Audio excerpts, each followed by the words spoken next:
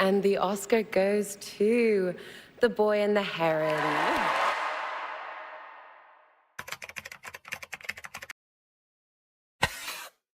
कल रात को मूवी देखी और आज वीडियो बना रहा हूँ, बट अभी भी ऐसा लग रहा है कि मैं सपने में ही हूँ। यही करती है गिबली की मूवीज आपके साथ, बस सपना ही लगता है। चाहे वो स्पिरिटेड अवे हो या फिर माय नेबर टोटोरो। कोई गुफाओं में ही रह रहा होगा जिसको गिबली स्टूडियोज के बारे में नहीं पता होगा। I mean, जो एनिमे देखते हैं। पर मैं फिर भी बता देता हूँ। और ये फ्री का ज्ञान क्यों? Because of two things. First, इस मूवी की हाइप थी ही इसलिए बिकॉज इसको स्टूडियो गिबली ने एनिमेट करा है। ये बहुत बड़ी बात है, इसका सिर्फ नाम ही काफी है लोगों को थिएटर्स तक लाने के लिए। Second point, boy and the heroine movie को समझने के लिए आपको थोड़ा स्टूडियो के बारे में और उसके डायरेक्टर्स के बारे में समझना पड़ेगा। उनका ज्ञान चाहिए होगा, तभी कनेक्ट कर पाओगे, वरना मूवी समझ नहीं आएगी और बोलोगे कि क्या हलवा बना के रख दिया है। सो स्टूडियो गिबली एक जापानीज एनिमे स्टूडियो है जो कि 1985 में एस्टैब्लिश हुआ। मियाजाकी एंड ताकाहाता इस स्टूडियो के फाउंडर हैं और प्रोड्यूसर थे सुजुकी तोशियो। ये तीन नाम याद रखना, आगे कनेक्ट करूंगा और जो पॉइंट्स बताऊंगा ना सारे कनेक्ट करेंगे, तो इसको लाइटली मत लेना। डायरेक्टर मियाजाकी की एज अब 80 प्लस है और प्रोड्यूसर सुजुकी की 75 प्लस, जो कि एक बहुत बड़ा कंसर्न है स्टूडियो गिबली के लिए। कंसर्न किस लिए? Because who will be the successor of studio Ghibli. और सेकंड बात की थोड़ा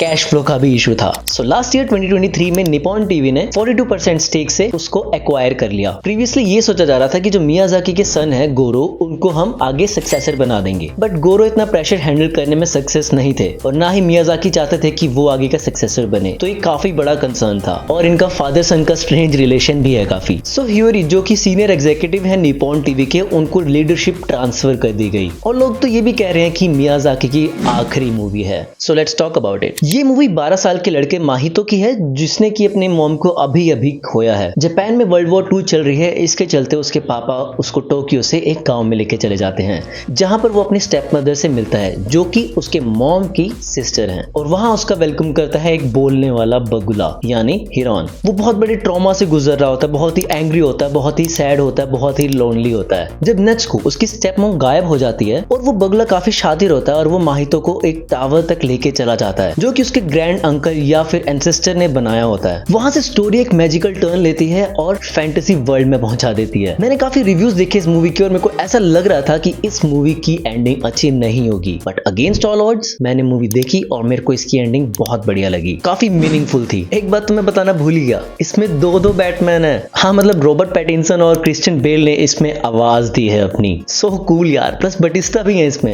ऑल्दो मैंने जापानीज डब में देखी है, मैंने इसके भी स्टोरीज देखी है कईयों में और रॉबर्ट पैटिंसन ने तो बहुत बढ़िया काम करा है। हाँ, वापस आते हैं स्टोरी पे, बिकॉज ये मियाजाकी ने डायरेक्ट करी है। स्टोरी टेलिंग तो एकदम नेक्स्ट लेवल है, वो प्रो है इसमें। स्टोरी आपको एंड तक ग्रैब करके रखती है। स्टार्टिंग की पेस थोड़ी स्लो है बट फिर भी आपको इतने खतरनाक स्टर्निंग विजुअल्स दिखाए जाते हैं ना शुरू में ही, और इसकी छोटी छोटी चीजें जैसे माहितो जब रिक्शा में चढ़ रहा होता है तो वो रिक्शा ऐसे से करके हिलती है, मतलब बहुत बढ़िया लगता है। ऐसा लग रहा है सस्पेंशन अलग से लगी हुई है। रियलिज्म के एकदम नजदीक पहुंचा देती है एनिमेशन इसकी। और इसका प्लस पॉइंट है इसकी सूदिंग एनिमेशन। ना कोई हार्श लाइन, ना कोई शार्प लाइन, सिर्फ और सिर्फ curves, painted background, subtle use of colour.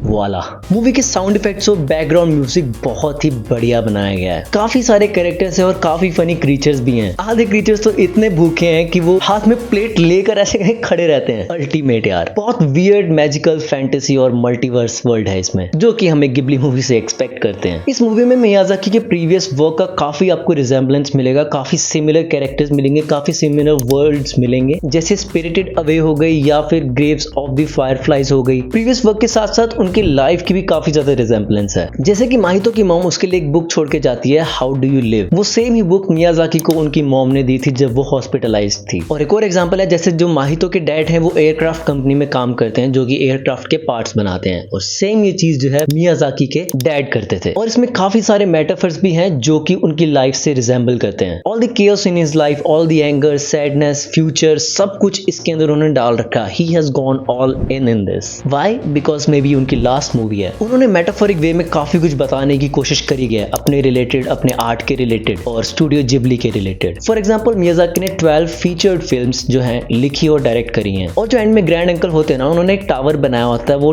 12 blocks से, और जब एंड में ग्रेट अंकल के जो ब्लॉक्स गिरते हैं ना, वो ब्लॉक्स 12 ब्लॉक्स होते हैं, और वो ये दर्शाना चाहते हैं कि उनका ड्रीम वर्ल्ड जो है वो कोलैप्स हो गया है, यानी स्टूडियो गिबली जो है कोलैप्स हो गया है, डिस्ट्रॉय हो गया है। बट एंड में जो है माहितो के पास एक और 13th ब्लॉक जो है वो रह जाता है। वो ये दर्शाता है कि जो मियाज़ाकी की फिलॉसफी है वो रहेगी, वो रहे या ना रहे। एक और इसमें कनेक्शन देखने को ये मिलता है कि जो माहितो है वो अपने ग्रैंड अंकल का सक्सेसर होने का ऑफर जो है वो ठुकरा देता है, maybe same as like his son has refuse to take over, और उनका ड्रीम वर्ल्ड यानी स्टूडियो गिबली जो है वो कोलैप्स हो जाता है। और मैंने स्टार्टिंग में बोला था ना कि ये 3 नाम याद रखना, हाँ ये 3 नाम जो है ये भी जो है माहितो को, उसके ग्रेट एंसेस्टर को और हीरोन को पोर्ट्रे करते हैं। और भी बहुत सारे कनेक्शंस हैं, लाइक हीरोन इसमें क्यों है और बहुत कुछ। और ये एनिमे कम्युनिटी के लिए बहुत बड़ी बात है कि स्टूडियो गिबली जैसा बड़ा स्टूडियो जो है वो इंडिया में अपनी मूवी को रिलीज कर रहा था, यानी कि वो मानते हैं कि इंडिया में भी मार्केट है एनिमे की, डेफिनेटली है, बट वो भी मानते हैं, तो ये बड़ी बात है। और उनको भी ये लग रहा है कि इंडिया में जो एनिमे कम्युनिटी है वो ग्रो हो रही है। तुम थिएटर में जाओ और ये मूवी देखो, मे बी बिकॉज ये जो मूवी है हमारे लेजेंडरी डायरेक्टर की